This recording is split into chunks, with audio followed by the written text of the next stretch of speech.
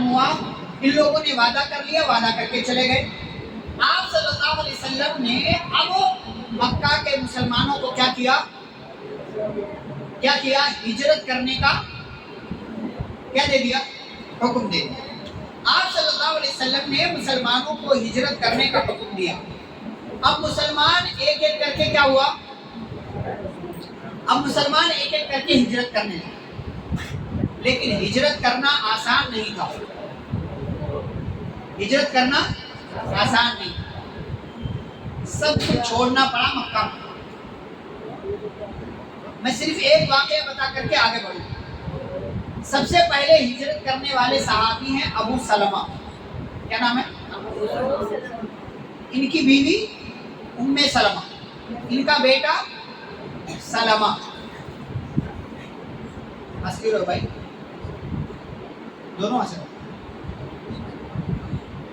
لام پر زبر ہو سلمہ، لام پر زبر ہو تو لڑکے کا نام، سین لام میم ہا، لڑکے کا نام ہے۔ لیکن سلمہ ہو سین لام میم یا اور اس پر کھڑا زبر، یہ لڑکی کا نام ہے۔ تو اس لیے ہنسو نہیں کہ سلمہ لڑکے کا نام کیسا ہو گیا۔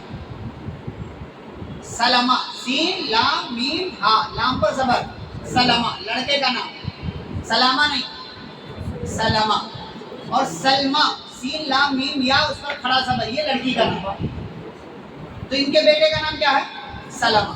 ان کا نام ابو سلمہ، ان کی بیوی کا نام ام سلمہ۔ اور یہ ام سلمہ جو بعد میں نبی صلی اللہ علیہ وسلم کی کیا بنی؟ بیوی بنی، ام المومنین۔ تو ابو سلمہ نکلے کس کو لے کر کے؟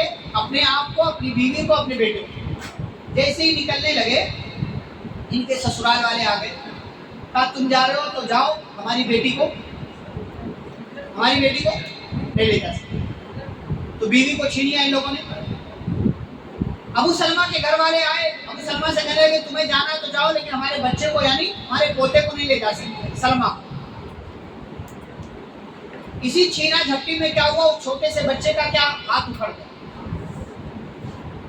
اب بیوی الگ ہو گئی، بیٹا الگ ہو گیا، اور ابو سلمہ اکیلے ہجرت کر کے کہاں گئے؟ مدینہ۔ آپ سوچو چھوٹی سی فیملی ہے اور تین کے تین آدمی کہاں ہو گئے؟ الگ الگ ہو گئے۔ جہاں جدا ہوئے تھے، الگ ہوئے تھے، روزانہ اسی جگہ پر ام سلمہ آتی تھی، بیٹھتی تھی، روتی تھی۔ جدائی، محبت، اللہ تعالیٰ کے لیے قربانی، روزانہ آ کر کے اسی جگہ روتی۔